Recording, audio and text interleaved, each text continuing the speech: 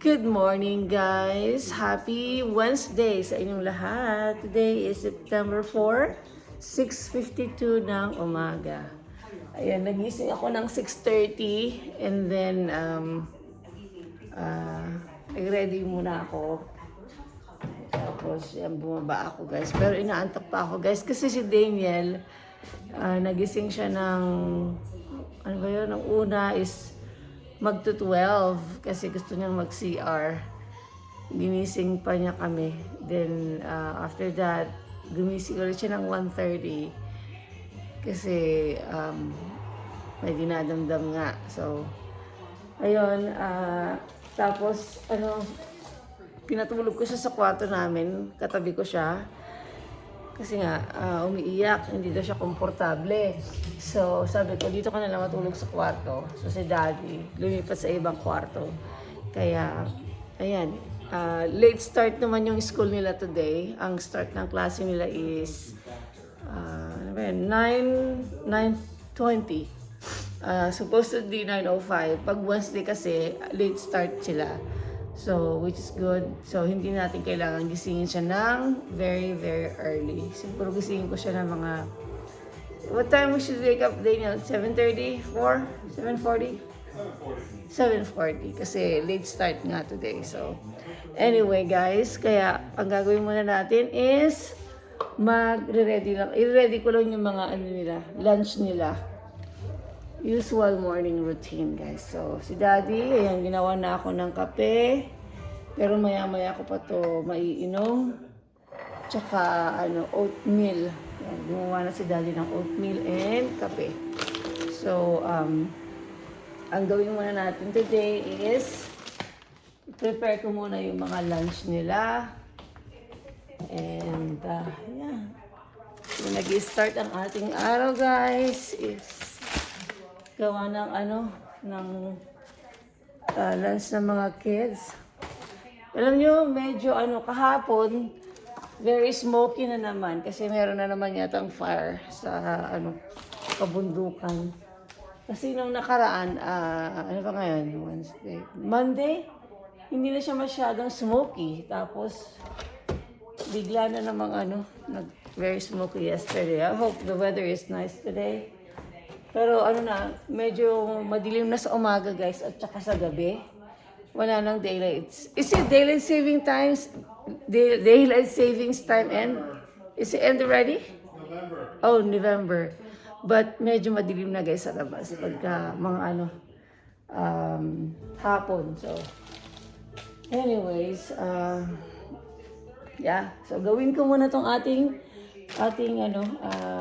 lunch for the kids, then yeah, go from there. And then pakita ko sa inyo mamaya guys, meron tayong malaking biyaya. Mga biyayang natanggap natin guys. So mamaya ipapakita ko sa inyo. Pero magluluto muna ako ng ng rice. White rice. Magluluto ako ng white rice kasi dadalhin ko sa work. May work pala ako today, guys. Ang start ng pasok ko is 9 o'clock to 4. So, sa umaga, ako yung nire-ready ko yung mga kids. Tapos, si Daddy the drop off. Pero pag Friday, kasama ako. Pag Monday to Thursday lang, si Daddy nagde-drop off ng mga kids. Tapos, ang nagpipick up sa hapon is si Bianan, yung lalaking biyanan ko.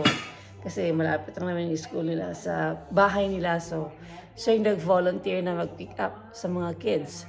So, pero pagka minsan, sumasama ako, although kahit hindi Friday, sumasama ako kay Daddy or ako minsan ang nag-drop off sa kanila. So, unless minsan Friday guys, pumapasok ako kasi pag kailangan nila sa work, pumapasok ko ng Friday. Pero talaga hindi ako, ang off ko talaga is Friday. So, yan. So, ayan, muna tayo ng rice. Magluto muna ako ng rice. Then, start ko yung kanilang lunch.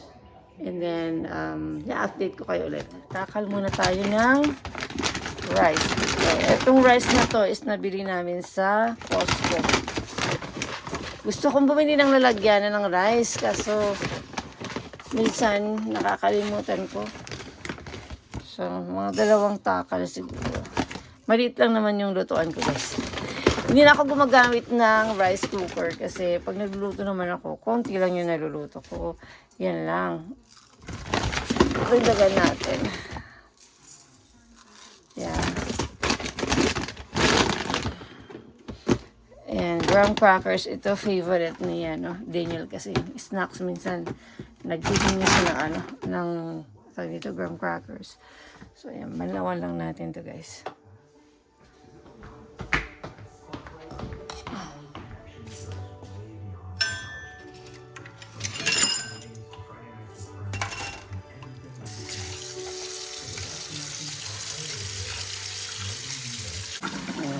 Banlawan lang natin yung ating rice.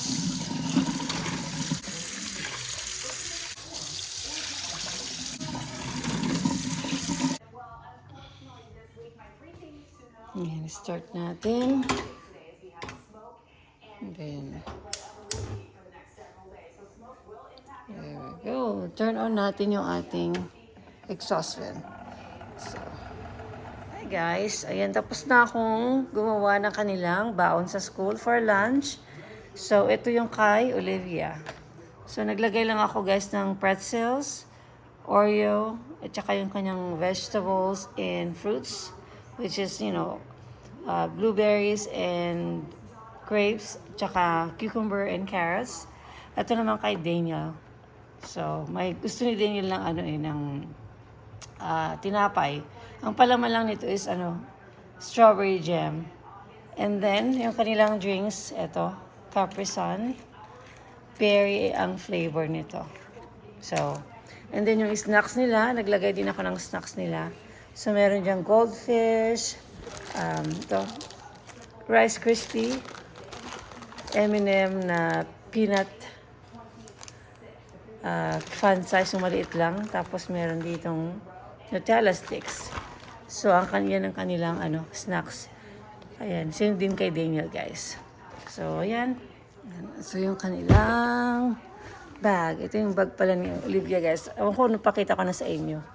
Ayan, matchy-matchy sa dito. So, dog, kasi mahilig sa dog. Ito naman yung kay Danny Boy. Ayan, terno din. Ito yung baonan. So, lagay na natin yung kanilang water. So, yung kay ate. So, ayan. All set na. Anong oras na? 7:15 na, guys. So, pwede na ang kanilang baon. Ayan. Di ba nabanggit ko sa inyo pala yung ating biyayang natanggap sa mga kaibigan. So, ito ng ating rice. Pakita ko sa inyo yung mga natanggap nating biyaya, guys. So, first, eto, guys. Bigay ng aking kaibigan. Ayan, kasi meron siyang parang mini garden. Parang napakita ko na dati sa inyo yung garden ng aking friend. Ayan, kailangan ko pala itong lutuhin na medyo or lagay ko sa ref. So, ito yung binigay niya sa akin nung, kailan ba siya pumunta dito? Sunday ata, tama. So, dinala niya dito, guys. Ayan, meron tayong sitaw. Oh, diba? Fresh na fresh from the garden. Meron tayong talong. Meron tayong sili. Masarap ito pang sinigang. Ayan, sili, and then yung kanyang kamatis. Meron din kamatis. Ayan, yung maliliit na kamatis. Ayan. And then, ito naman, meron din siyang binigay pa. Isa pa. Ito, mga, sibuyas. Ayan, shallots. Merong ito. Ayan, yung maliliit. Masarap to sa sausawan. Pagka may isda kayo or something. Sarap yun sa sausawan. Gumawa kayo ng sausawan. So, meron din tayo yan. Kompleto, guys. Tapos, yung isang kong kaibigan, ayan, nagbigay din siya sa akin ng Asian pear. Kasi meron daw silang, tawag dito, puno na Asian pear. So, ito. Natatamis daw ito, guys. Mahal ang Asian pear. dito sa atin. So, ayan parang matamis nga, ready to eat na siya. And then, yung isa ko namang friend, ayan, meron siyang binigay na ampalaya. So, pwede na sana ito, pakbet, no? Oo nga, pwede tayong magpakbet, Sarap kaya. Ilagay natin yan, tsaka ito. Magpakbet kaya ako.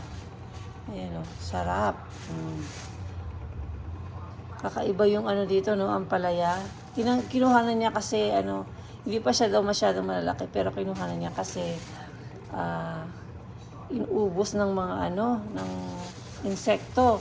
Sabi niya, pwede daw ito guys. So, kahit ganyan, pwede. So, ayun yung mga biyaya nating natanggap sa ating mga kaibigan. Salamat sa kanila. Yan. So, mababait natin mga friendship dyan. So, ayan, tingnan nyo. Diba? So, kompleto na ang ating pangpinakbet. Ayan. Pero bago yan guys, ako ay kakain muna. Kasi tingnan yung aking oatmeal, Natuyo na siya. Pero talagang ginagawa ko dito guys, nilalagyan ko pa ito ng gatas. Tapos iniinit ko kasi hindi naman ako agad-agad kasi nakakakain. Pag gumawa si daddy ng oatmeal, hindi ko siya agad nakakain kasi ginagawa ko muna yung mga dapat kong gawin sa umaga. Para medyo relax tayo pag kumain tayo, Tapos na natin gawin yung mga lunch nila or something. So, ayan. Ay, nako. Na siya, natuyo na. So, lagyan natin ng gatas. And then, yung ating, nanonood kami ng news. Ating kape, lagyan ko to ng cream. Tapos, iinit ko din kasi malamig na siya. Ito pala yung ginagamit kong creamer, guys, half and half. Merong dun maraming klase ng creamer sa store, but ito yung aking ginagamit. So, i-mix lang natin. And then, i-microwave ko lang itong mga to. Kasi malamig na. Hey guys, ayan, gising na yung mga kids. And gagawa tayo ng pancake for Olivia. Ayan. Kuha lang ako ng tawag dito, chocolate chips. Gusto niya kasi ng pancake na may choco chips. Ayan. And then milk. Okay. That's good. Then lang natin. Haluin natin. Si Daniel nagbibihis na. Good job, Daniel. You know where is your bookmark is, right? Yan, i-mix lang natin, guys. Yan, pinapainit ko na yung ating Ayan. Ingay na ng mga aso, guys. Hey, dog! Zoe, Frankie, downstairs. Ayan. So, magiging mini, pancake. Kunin lang natin yung ating vitamins, guys. Ayan, vitamins tayo sa umaga. Nasanay na kasi yung katawan ko na mag-vitamins. So, ito. Fish oil, vitamin D, C, and E. Yan yung mga vitamins natin from Costco. So, ayan guys. Hiwa-hiwain na natin yung ating gagawing pakbet. Although wala tayong bagoong guys, but pwede na to. Yung ating, tingnan nyo guys, yung ating sitaw. Meron tayo ditong eggplant. Ano na bang tawag sa eggplant? Talong. Meron tayong ampalaya, and then yung kamatis and sili. Huh? Was it a car electric? What car, honey? Yeah. Oh, they're watching? Isi-share natin ito sa mga kaibigan natin, kasamahan natin sa work na Filipino, guys. Kaya sabi ko, lutuin ko na itong lahat. Share the biyaya. Blessings. Fresh from the garden. No preservatives, all organic. So, yeah. Here we go. Siguro hatiin natin ito para madami. Nagigisa ko lang ito sa sa kamatis. Kamatis. Tapos lagyan ko na lang siguro ng patis kasi meron ako dyang patis. Lutuin natin yung ating pinakbet. Ayan. Sahog natin guys is pork. Pinakuluan ko na ito kagabi. Ayan. Igigisa ko lang muna siya ulit para magmantika. Although konti lang yung taba nito, but itostado muna natin.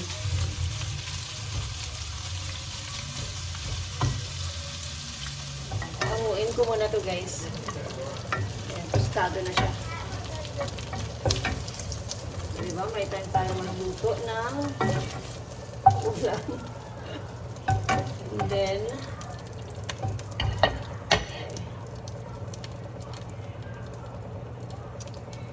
ayan, igisa ko yung bawang sibuyas, luya.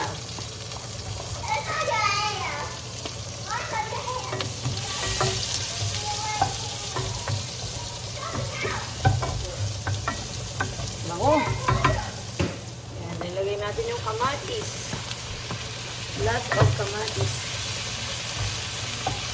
Okay. Ayan, nagisa na yung ating kamatis. Ibabalik ko na yung ating karne, guys. Okay. Nilagyan ko pala ito, guys, ng patis. Ayan, may patis tayo.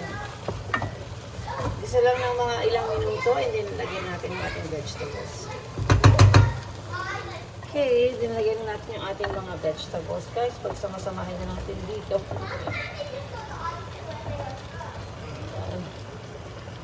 Punong-puno. Oh my God. Kasya ba itong ating lalagyan? Lutuan.